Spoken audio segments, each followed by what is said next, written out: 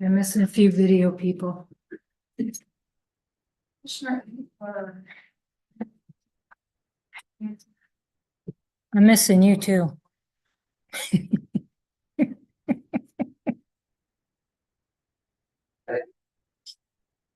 She's over there cursing at her mic. I didn't want to pay fees. My purple.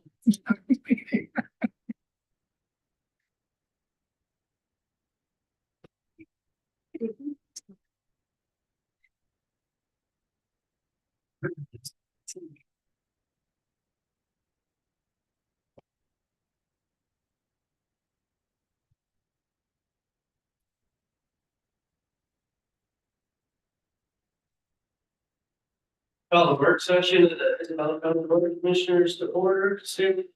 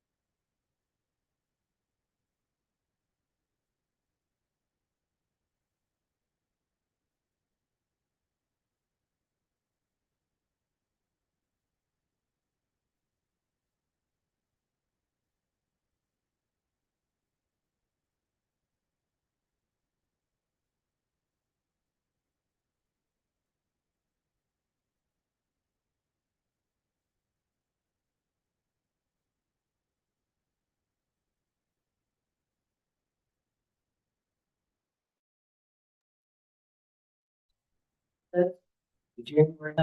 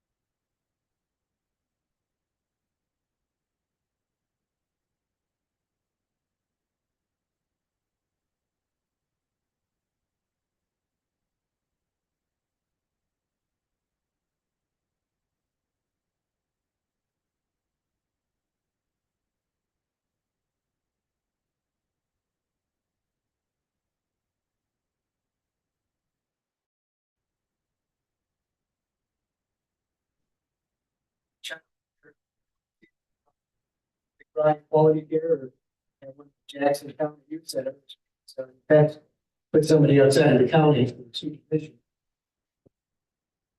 I did see that we have Steve Rabinovich's firm is being paid $7,159.50 for December financial services. And I see that is increasing and some discussion with the county administrator. She's below staff right now. She's frozen her hiring pending, the millage outcome. So she is depending more on Steve and Steve's staff to do some of the accounting work. And I think a lot of this is single audit, requires quite a bit of additional work. But I did suggest too that maybe we should kind of look to see if we can find a local CPA that might be able to save some money on them. Other than that, we have our rent for the temporary housing administration building at 16,000.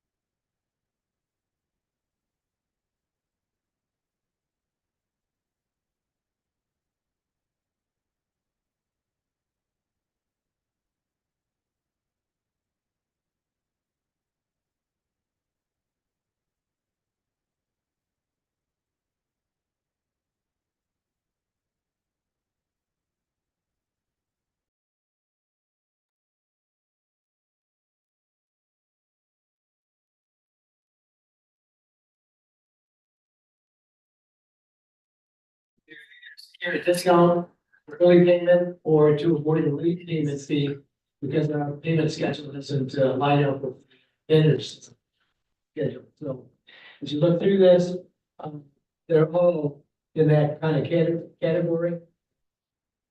Avoiding late fees or getting a discount. I did see City of Mount Pleasant has a invoice added for paying the recycling contract. Which I don't think we have a penalty on it, but we have to meet the contract obligations. County and so on. I don't see any other that raised to local concern for myself personally. Anybody have questions? Hearing none, we'll move these on to tonight's regular meeting for final approval consideration. The second item from the Finance and Administration Committee is to consider approving the prime contract change order number 13, Clark Construction, in that additional amount of $29,069. Not for the portion person. Thank you. The idea is with this person. Thank you, ma'am. Welcome. We turn this over to her.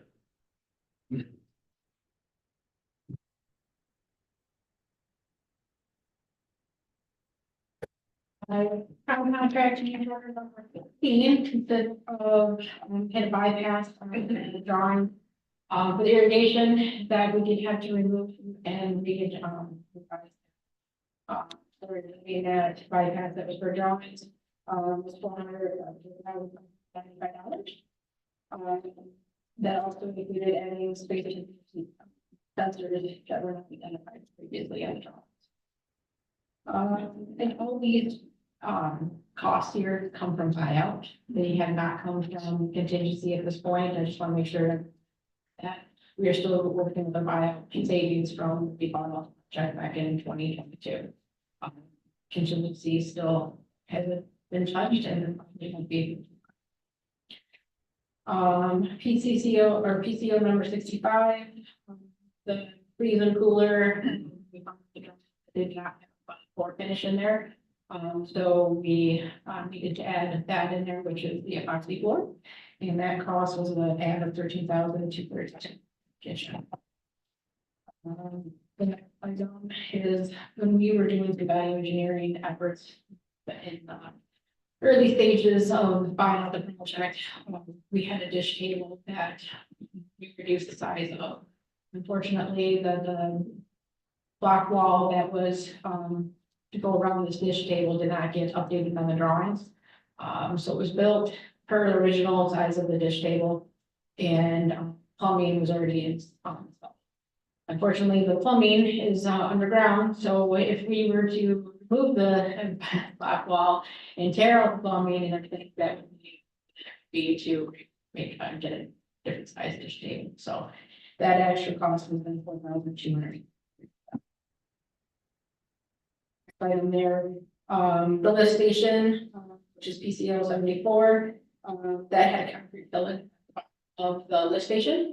In order for everything to fit in there properly and with that we needed it to, we had to remove that billet. It's concrete in there, so that way the slide rail could fit in there properly. And so that was.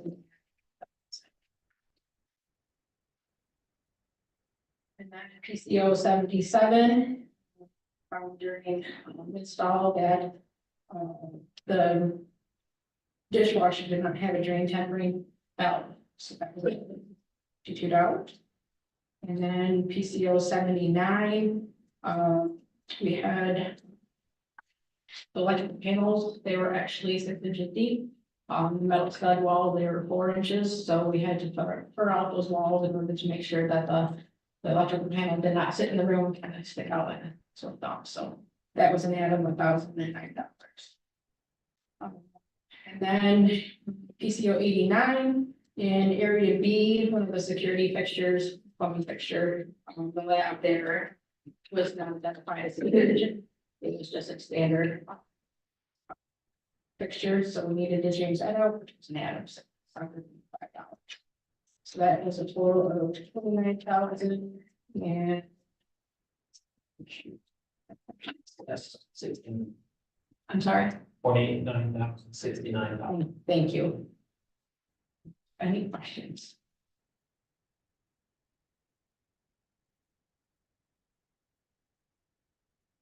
Thank you, Senior Project Manager. Thank you. Good to see you. You too. No, seeing, hearing no further questions, we'll decide tonight's regular session for information. Hey, Andy. Did the last walkthrough, I did take some pictures of the new cell block. Before the interior blocks come in, so if you see them after the meeting, I'll share them with you. Quite impressive. It was a very large milestone that we hit here. January 22nd is when they started bringing the steel cells. You have a video that I want to share, I think that I can share with everyone. So that way you can see that kind of the process of bringing them in on the semi trucks, how they take them off the semi trucks, stack them outside, and then roll them into the building and put them in place. So they kind of brought them all in. We did have some weather that kind of challenged us. We had to move them pretty quickly. We had some rain. But get them in, and then they kind of,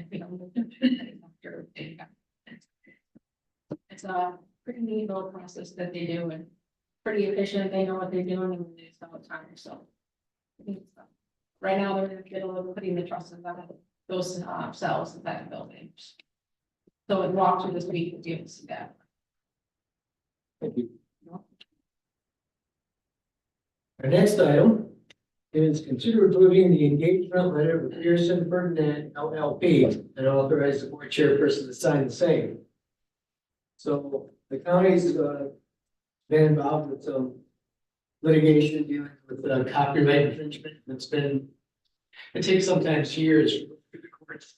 I don't think we have a serious infringement. That's yet to be seen. We did have a contract with Fisher Boyle for legal services regarding that.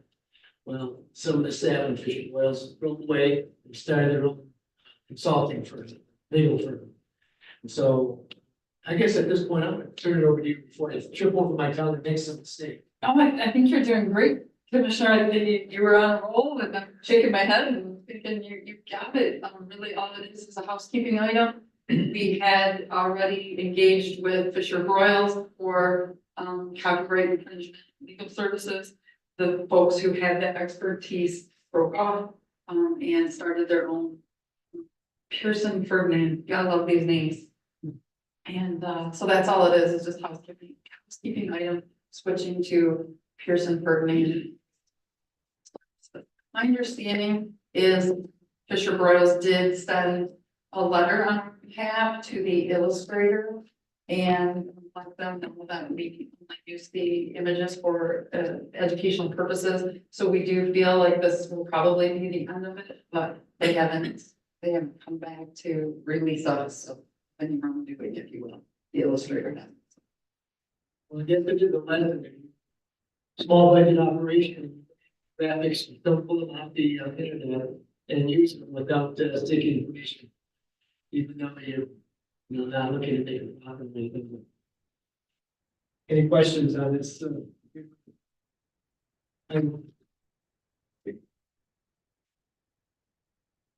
Item 4 is to consider approving the 23 audit change order with Ryman in the amount of $2,500 to $3,500. The board chairperson sign the same.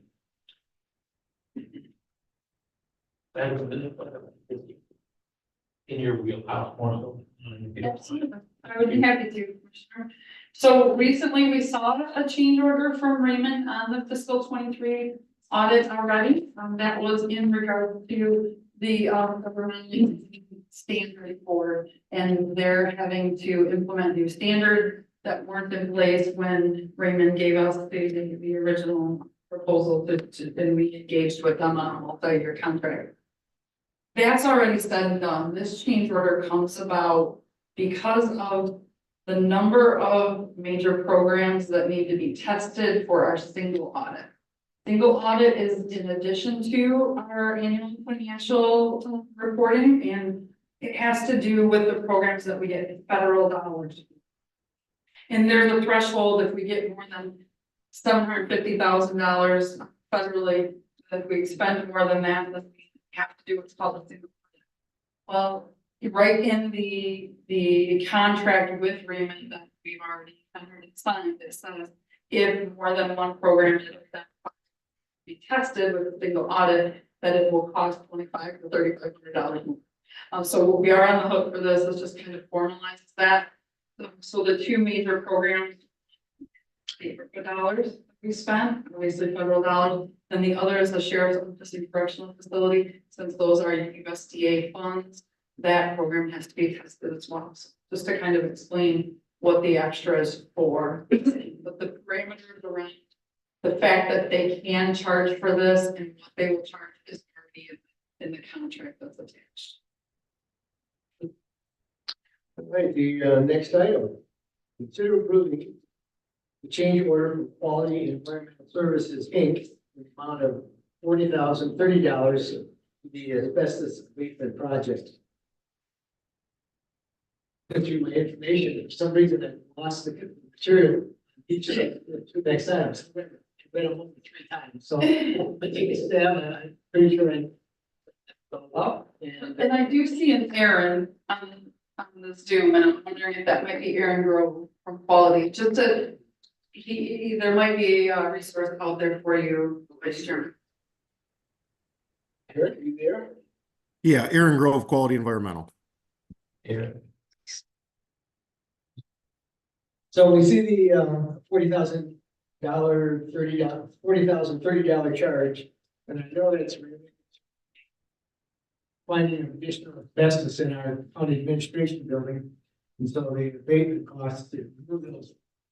It's gone up, either from removing the interior walls or disposing of those items. So if you want to add on to that, please do. Yeah, thank you. Basically, in short, we were gonna take one side of the wall off. However, when we started doing the abatement and we cleaned everything, it was determined that the ACM material was on both sides of the wall. It is underneath of the drywall on the stud work. It's also underneath of the insulation on the mechanical piping. So the assumption is the building was pretty much fully constructed with a lot of finishes in prior to them installing the fireproof spray, or they had came back and installed another layer or patching of the existing spray to get it in behind of finished materials where it typically is not accustomed to be found.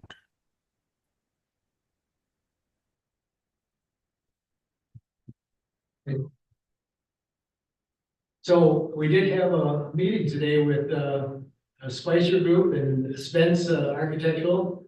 And we did pose that question about those additional walls on the first and second floor. And what's the consensus? And tell me if I'm wrong. Consensus is take those suckers out rather than living with the liability and a surprise for the next 20 years. So I say if you take them out now in your normal procedures, we're not gonna have additional costs, but to delay it. So I don't know if you've been contacted yet, but you're getting the word. No, I have not, but I believe that would be the best benefit and the best outcome in the end as well. Thank you, Aaron. Any other questions on this change order? Okay. Move on. Thank you, Karen, for being here. Yes, thank Have a you. good evening. You as well. And the last item for the Finance and Administration Committee is to consider approving the change order from Northern Analytic Services LLC in the amount of $12,000 for additional asbestos sampling. Sure. I don't see John Rykoff from Northern Analytical on it, and he wasn't, don't he, this video was really glad that Aaron was on, very helpful. But basically, this comes along with, because of the environmental services, this change order that will add services, taking down both sides of the interior wall, studs instead of just one side. That'll take extra time, take about 3 weeks extra. So that means Northern Analytical Services, the company that we have doing the air sampling and the asbestos testing will have to stay an additional 3 weeks. So they will have a change order as well. That's what you see.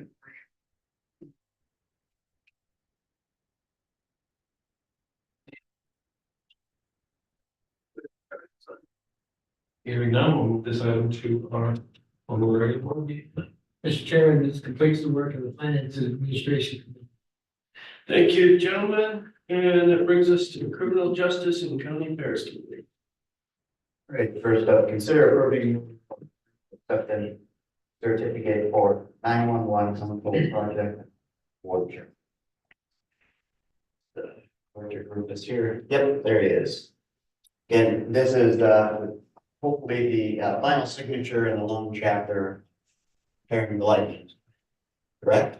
That's absolutely correct. We took a lightning strike to the sun in about 2019, around October. And since then, through COVID, all the logistics to get all the shipping and stuff in, we have finally completed the upgrade of the new radio console project, which will give us more communications capabilities than we ever had and hopefully propel us into the far future with those capabilities to be able to do that. So very, very much an unfortunate but lucky break for us. You know, it saved almost $1 million as it was an insurance replacement. This is just the final step to have the official sign off on the actual paperwork. And I would recommend at this time that we go ahead and sign off and close this project. And add in addition that the insurance paid for the upgraded equipment, so we got better equipment than we had before because the original equipment. Yeah, we were very fortunate. They didn't make the model that we had at that time. It was obsolete, and they were willing to go ahead and upgrade us. I can't say enough good things about MMRMA as an insurer to us as a county. I much appreciate them. Director Griffiths, any other questions? Yeah. So did the project include a more hefty grounding rod? Yeah, actually, we did take the time. You laugh at that, but we did take the time because, you know, we're talking since I've taken over the tenure, there's a plus 20-year infrastructure. There's actually a specialized ring that goes around the building in an attempt to defuse a lightning bolt. We all know lightning's unpredictable, but we did take a measure to make it significantly more resilient on that. We also brought it up to a standard that Motorola issues and the radio industry issues. I think that was called the R55. I'm not 100% sure on that right off the bat, but we had a very detailed report and we fixed everything, not just the radio. We tried to ground as much in the center as we can. So that's a very good point, Commissioner. All right, if there are no further questions, we'll move this on to tonight's regular session.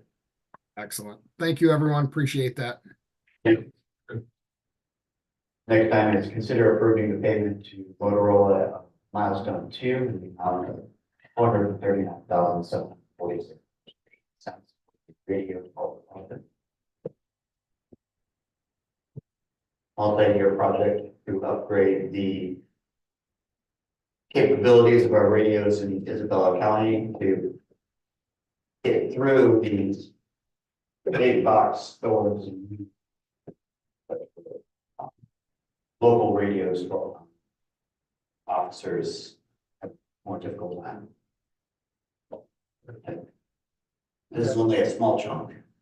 Good afternoon. Happens in the state. Yes, it's the second small chunk that we paid out. Just to recap, that was an allocation from the state of Michigan for $4.8 million, which sets in my line item. It kind of escalates that line item a little bit, but just so we're clear, that money can only be used for this project and communications in the tower. We can't use it for anything else, so that's kind of where that sets.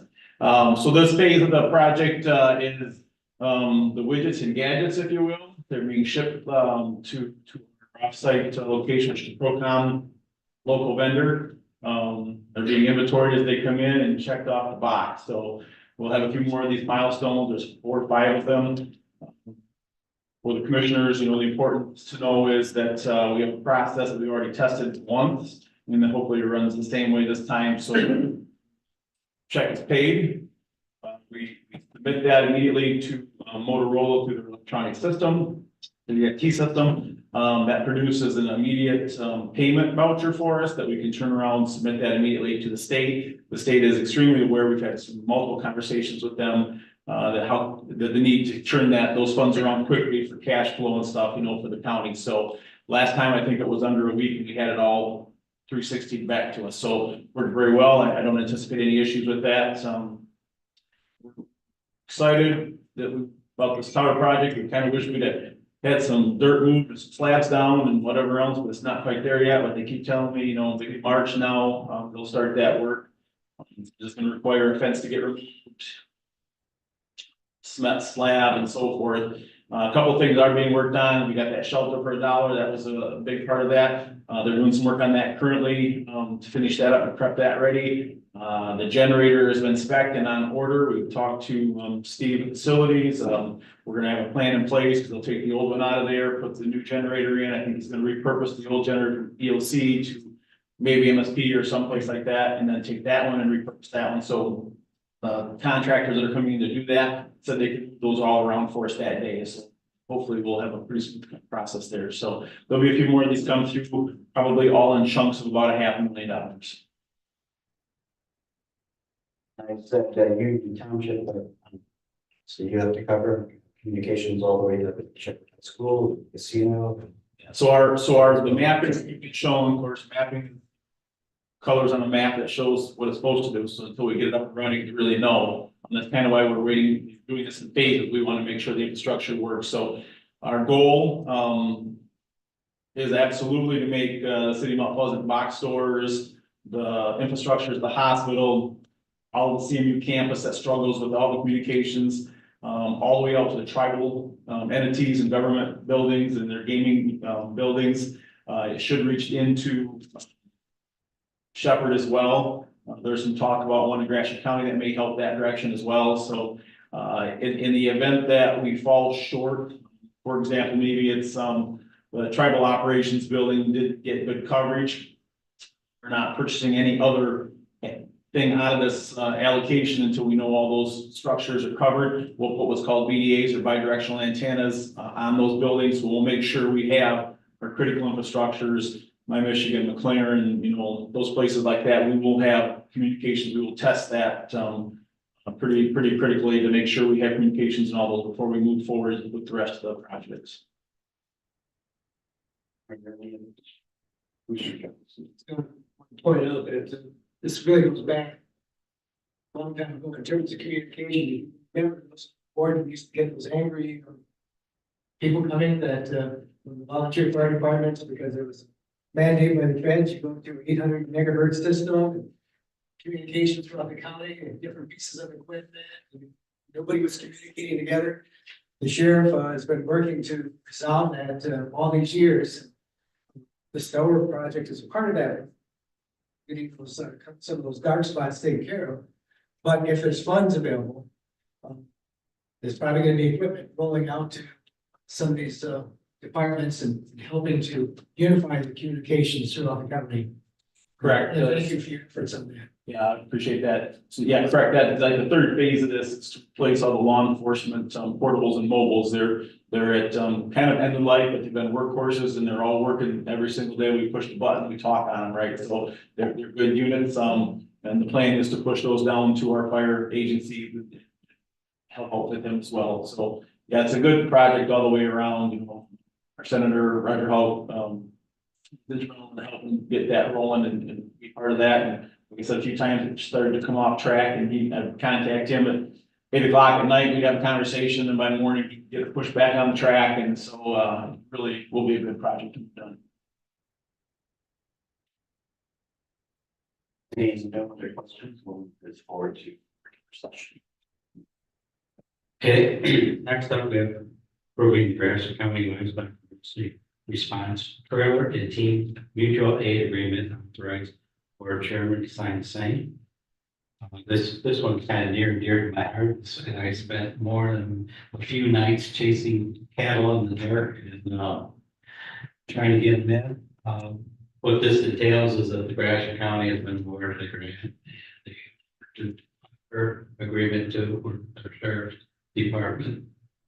No cost to the county.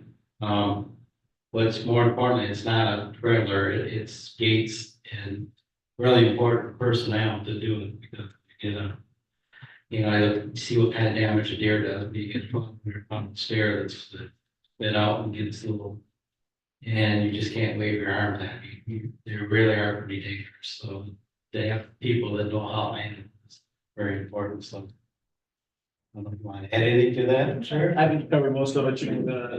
We've had situations in the past where, you corral these animals and then you can't find the owners, right? So then you're kind of stuck with who you get. So it will help us kind of keep it pending for a short time to work that out. The personnel, we've had wild horses and stuff, personnel that know how to handle that stuff is great. The trailer comes with equipment and supplies that we would need and kind of a no-brainer for us to sign on. It doesn't cost us anything. It's a mutual aid between the two counties. We did reach out to MMRMA, our risk management folks, and talk to them about the risk. Gratiot County is one of their subscribers as well, so there's no issues there and it should be good. Any further questions? Okay, I think now we'll move this forward to tonight's meeting. Thank you, Sheriff. Thank you. Mr. Chairman, with the Justice and County Affairs Committee. Thank you, gentlemen, and that brings us to Human Resources and Public Works. Thank you, Mr. Chair. First item is consider approving the elimination of the grade 7 assessment aid and grade 10 engineering technician positions in the Joint Commission office and approving the maintenance and assessment coordinator position at a non-grade 10 effective retroactively to January 1st, 2024. Good evening, everybody.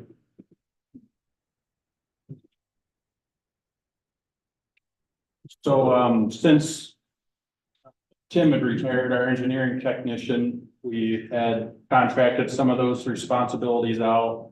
And a little over a month now, I've been taking on the responsibilities that were left behind. We've been able to work with administration to put an updated job description in, and we've had it rated and it checked out to be the grade 10 that we're requesting. Any questions or comments on this? So your number of positions you have in your, well, is it 4 or is it 3 full-time? Well, it's 3 now, Jim's retired, and let's say, Tony's gonna absorb some of it. Myself absorb a little bit of it. Okay, I think the request Taking over, more falls in line with similar ones we looked at and considered in the past. I've done some work with the Drain Commission Office, had support Drain Commission Office for playground out in Fremont, so I walk in there every once in a while, and I know that I think their restructuring is in order. Once the wage study is done, we'll find out in everybody's position exactly what they should be, but I know we held this up, and it's been something in the making for 4 years or so, and that would be supporting this tonight.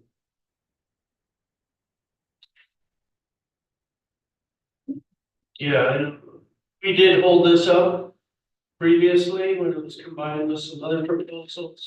This is a good proposal. And the board appreciates the fact that you've stepped up and taken on those extra duties in the office with Mr. Warner's retirement, those duties that weren't subcontracted. So, and it's creative and it helps us out.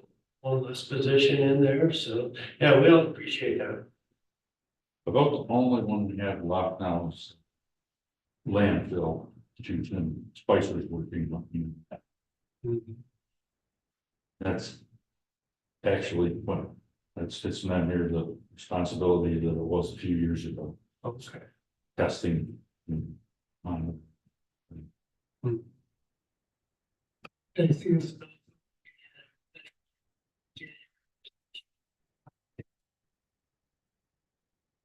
That's when Tim left. All right. We missed him. Right, especially since we had delayed it so that we get a proper job description written out and assessment, and appreciate that we're restructuring. And hopefully this works out that we restructure one less person. See how this forward. So just for this, I think this is a good proposal. Any other comments or new business? Being hearing none, this will be on our next meeting after this. And that concludes work with the Human Resources and Public Works Committee. Thank you, commissioners. Thanks, Bob. Thanks for making here.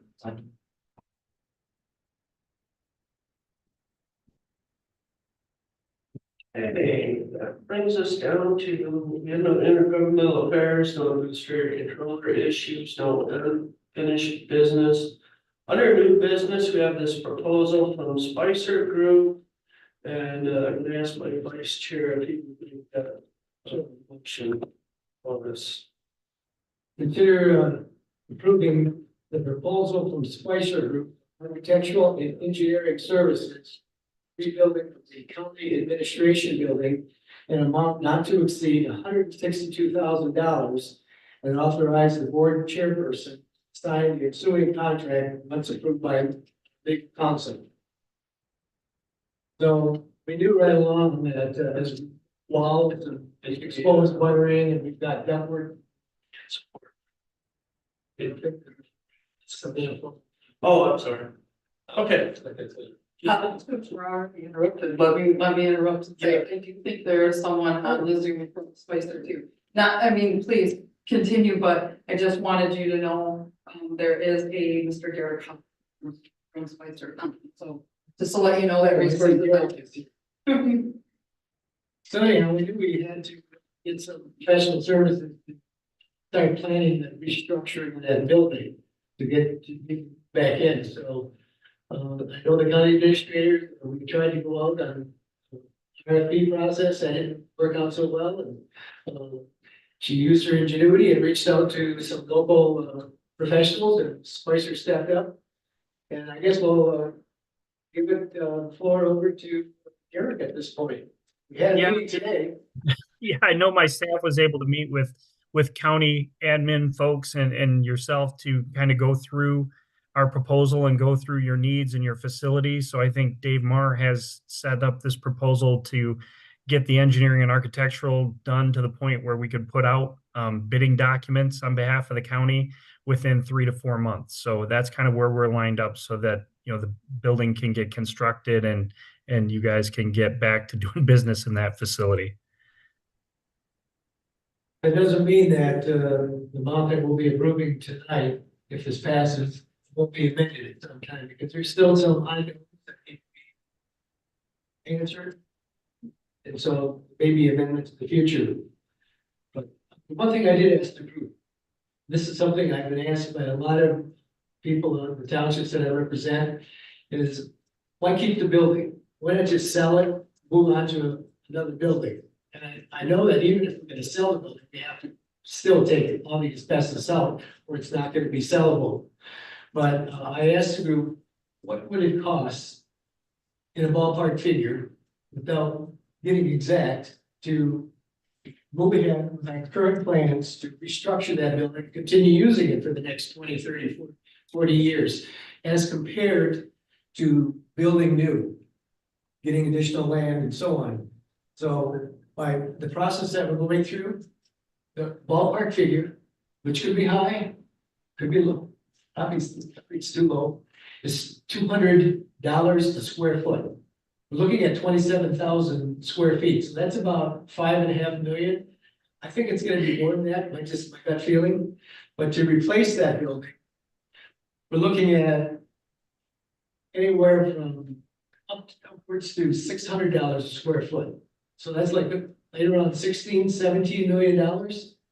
So it does behoove us to stay put and refurbish that building and rebuild it to our needs. But it is a something that we're going to have to finance as we move forward. Just have a comment. You remember that, the time that the city hall, sold for $1 million and we moved into Gordon. So it's a good location and, it's worth investing in. Nobody's going to want that without anything like that. But it is possible. So I just doing that. Yeah, but I think the bottom line is we ended up with a good team to get this project moved forward. Any other comments?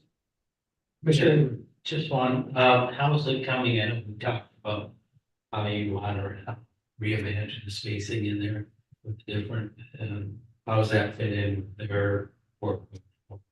So it's gonna fit in really well because they're the professionals in that regard, right? We've only had one meeting with department like this thus far. It's been at a department meeting, regular scheduled meeting.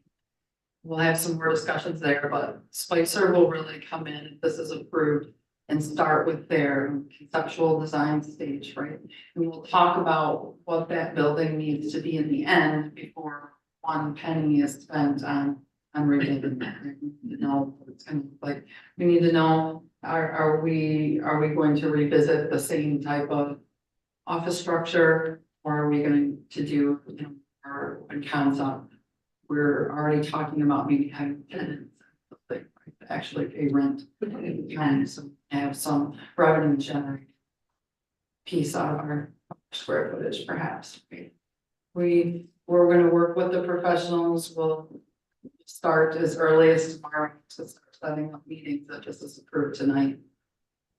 That's obviously a little bit of lead time to gather, to decide who that contractor is going to be, right, and work forward on that, on the process to bid and or build it out.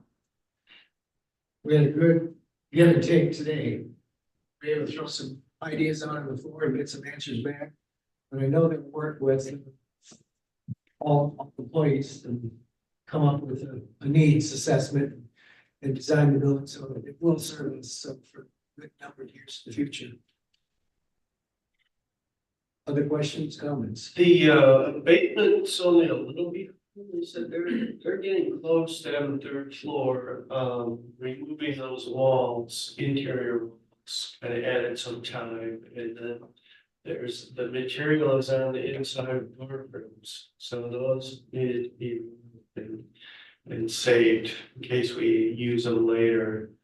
But it kind of, you know, in my mind early on, I thought we're gonna take the side of the wall apart, we're gonna get it put back together as quickly and cost effectively as possible. You can't do that because it's on both sides of those metal studs. Take the drywall off those metal studs, they're no longer structurally sound. So, and to try and clean those is more work than it's worth. It would be more costly than just tearing them out.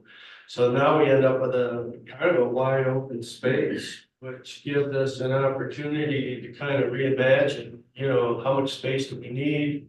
Where do we need certain departments?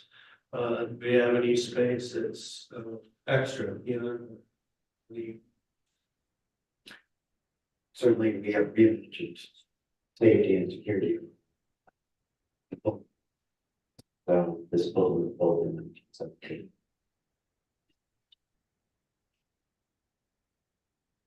As we do move forward, we know that this is gonna cost some money. It's gonna add to our deficit loans, because we're gonna have to borrow the money.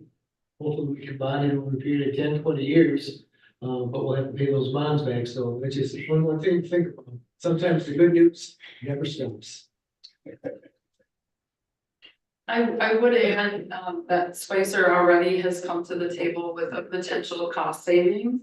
They've written this proposal as a design bid build project.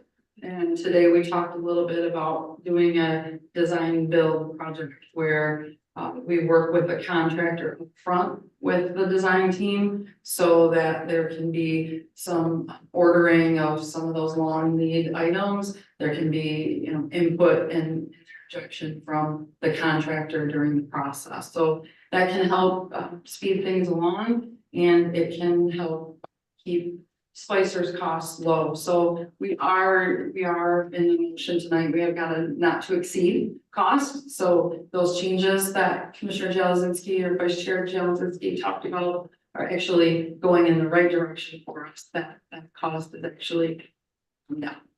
Right. So I'll also add that Spence Brothers was there. Let's explore the idea of that design and build, where you have the construction management kind of over all of it and involved right from step one. And one of the other benefits of that, the administrator mentioned procuring equipment that sometimes had a long lead time now because of COVID delays, and we're all familiar with that, but also getting contractors, agreements from contractors. If they're gonna start construction right at peak busy time, they are better able to secure agreements with contractors and get them on board. It might help speed up the whole process. Any further input from you, Garrett? No, I don't have it. We look forward to helping you guys move this forward in whatever way we can, you know, efficiently and effectively. Thank you. Thank you. Good evening. Consideration. Very good, thank you. And that brings us to general public comments. Any general public comments?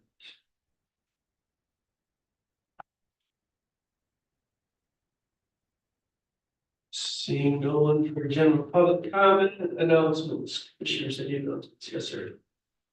I have something stuck in my throat, so I haven't been out in the soapbox for a while, but I'm gonna get up on it today. I did read the Morning Sun article this morning. I gave the kind of feelings of one individual that's representing some other individuals in the citizens group against the village.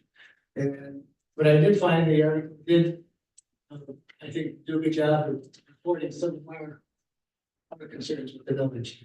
But I still want to mention that, look in the article, nobody wants to take credit, takes ownership of those 38% signs that are appearing on the county in violation of election law. There's no committee behind it. Nobody wants to claim ownership of it because it's a damn lie. There's no 38% increase in anybody's taxes. I did write a letter to the editor, appeared on Sunday. I did my own taxes, went on the county's website. Anybody can do that to get that information. And I found out my taxes are going up 9%. That equates to $166 a year. So I don't know where they're coming up with that figure. And this article said that, I think it was Mr. Golden said that they're trying to give voice to furious citizens. Why are they furious? We're trying to resolve a serious issue, a complex issue, one that no one provides in for 2 or 3 years and we're struggling with how we're going to deal with it. So we could have just simply cut the budget. And that would have had people. If we just now going for the village, we're not saying advocating for the village. It's a difficult time. We know that. If you're gonna oppose it, vote against it. Every voter has to make that choice. What that village is gonna mean to them financially. And with that village, if it gets turned down, what it's gonna mean for the services that they may enjoy from the county. We haven't talks in here about uncontrolled slush funding. Our meetings are public. They can go online. You can still go online and view them. I'd say 90% of our business is very mundane and repeats year after year after year. Those 10% of the things that come up. We give it a lot of serious consideration. They're very complex issues. The jail issue, that's like 9 years, not 9 years, but 5 years in the making. And, you know, we had to make a decision at some point because we were up against the wall. I take that as a personal insult for Mr. Golden to say that somehow we're gonna do a slush fund with him somehow wasting taxpayer money. It's just not right. I don't know how anybody that's sitting around the table sit here today, or anybody that's preceded us on these tables, we've always worked in the best interests of the voters. And I don't know how you get that message across. I think nobody wants to take credit for those signs, but here I got a postcard in the mail. Well, it says in the here that the village equates to a 37% increase on property taxes. So maybe Mr. Golden doesn't want to claim ownership of those, but he's only 1% off of the 38, which is still a damn lie. And I suppose the adage is, if you tell a lie enough times, maybe people will come to believe it. That is an injustice to the residents of the county, because you need to be an informed voter. Whether you're for it or against it, you need to be informed to know how this is going to impact you. The other thing on here, it's another lie. Isabella County is asking voters to approve 2 mills on your February 27th ballot. We only have one proposal, the 2.5 mill proposal for general operating. There's a pool proposal that has nothing to do with the county, and to equate that with the county is another damn lie. So anyhow, I said my piece, somebody else did. I'm gonna ask you, and that card came from Lansing? This is a slick organization out of Lansing. Either they went with low bid, or they didn't get the information, or being fed false information. It's a group called the Isabella Voters for Common Sense out of Lansing, Michigan. So, you know, I don't mind. People are opposed to the village. I know people that are going to vote against it. I know people that are going to vote for it. And people have to make up their own mind and make the decision what's best for themselves. Thank you. Thank you. I was gonna talk about that as well, but you covered it. I did look up online my own taxes, And what a 2.5 mil increase would amount to for my total tax bill, 5.88%. So, yeah, nowhere near 38%. I do have one more point to make, apologize. But it talked in here about the fact we should have gone for a public safety village. And I think the public needs to know, we discussed that, we discussed it for quite a while. But we know it is not a public safety village, and by going in that direction and just replacing those dollars would have been a disservice to the citizens of the county. We went with a general operating because it's a much broader problem. And even if we went in with the public safety, we'd still have to cut the budget significantly. So we did what we thought was right. And I'm hoping that nobody's mad because we asked the voters for their input on it. I think it was the correct thing to do. Just you speak to the Facebook post, like anybody who's watching or anybody who's interested would probably benefit greatly from a Facebook post. Oh, one that I pressed. Yours, vice chairs, Mr. Moreno's. All the videos. The video. Gotcha. Yep. So, if you go to IsabellaCounty.org, and right up at the top, there's a red band about moving out of the admin building. But then there's a blue band right at the top there. For more information on the Isabella County Village proposal, please click here. And when you click there, there's all kinds of information, as well as several videos that Commissioner Marino and Commissioner Embry and Commissioner Jelezinski and some other folks from the MSU Extension and MSU Extension kind of put it all together. They're right there on that Know the Facts page. You can share them to your Facebook pages, however you want to get those out there and to get that information out there. So I have a question. I listened to my, do I really sound like a weenie? That's good. I brought that up, Chair, is want to draw attention to the director of the MSU Extension. Really appreciate all he's done to get this information out there, to help us put this out there. Instrumental, so thank you, very appreciate you. Mr. Karbowski was a huge help. Yeah, he was key in getting that done. Absolutely. Definitely. Any other? Mr. Chairman, Yes. I just want to make sure I speak on record in case this committee that you spoke of on the postcard. They are a legally formed committee through the county clerk's office and the state of Michigan. So their paperwork is filed legally in our office, just so you know that. Thank you. Anything else? Nothing further. Is there a motion to adjourn? Support. Ordered. All those in favor say aye. You're at 58. Yeah.